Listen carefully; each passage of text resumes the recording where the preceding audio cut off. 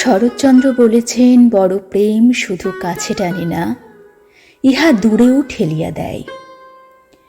এই কথার গভীরতা অনেক সময় আমরা বুঝতে পারি যখন বুঝে ফেলার মতো আর কিছুই অবশিষ্ট থাকে না। দিন যত যায়, আপনি যাকে নিয়ে ভাবেন বেশি, যার প্রতি আসক্তি বাড়ে, যার উপস্থিতি ছাড়া দিন অসম্পূর্ণ মনে হয়, অদ্ভুতভাবে তার সঙ্গে দূরত্বটা ধীরে ধীরে বাড়তে থাকে। এই দূরত্ব কেবল শারীরিক নয়, পাশাপাশি বসে থেকেও যখন মন দুটি আলাদা পথে হাঁটে, তখন নিজেকে বোঝানোর মতো কোনো ভাষাই আর খুঁজে পাওয়া যায় না। হাসি থাকে, কথা থাকে, কিন্তু অনুভূতিগুলো কোথাও পৌঁছায় না। আসক্তি বাড়লে প্রত্যাশাও বাড়ে।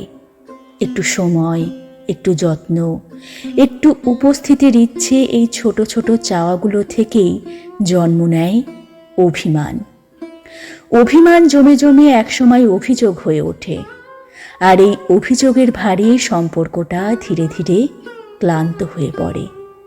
একদিকে আপনি যখন গভীরভাবে জড়িয়ে পড়েন, অপরদিকে মানুষটা তখন বাস্তবতার অজুহাতে আপনাকে এড়িয়ে যেতে শেখে।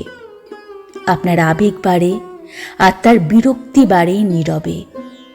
সম্পর্ক হোক কিংবা প্রেম, প্রায়ই দেখা যায় একজন যত গভীর হয়, অপরজন ততটাই দূরে সরে যেতে থাকে।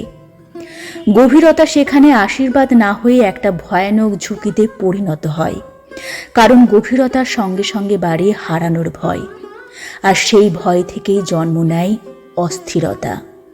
সেই অস্থিরতা থেকেই দূরত্ব। শেষ পর্যন্ত কি থাকে? পাশাপাশি থেকেও অচেনা হয়ে যাওয়া দুটি মানুষ। একজন আরেকজনকে চিনতে পারে না, আর নিজের ভেতরটাকে লাগে নিঃস্ব, ফাঁকা, শূন্য, ভীষণ একা। বড় প্রেম তাই সবসময় সুখের নয়। কখনো কখনো সবচেয়ে গভীর ভালোবাসায় সবচেয়ে নিঃশব্দ দূরত্ব তৈরি করে। সবচেয়ে নিঃশব্দ দূরত্ব তৈরি করে।